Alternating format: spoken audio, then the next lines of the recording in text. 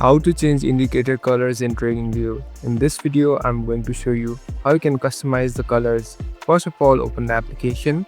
Now here on the bottom, tap on this chart option. So here in the chart section, here on the right hand side, there's a small settings icon. Tap on it. Now slowly scroll down and at last you'll be able to see more settings. Tap on it again. So this is the section where you can customize the colors. In this indicators and financial sector, you can select any colors. So just tap on the colors and choose the one which you like. So I'll change both of them.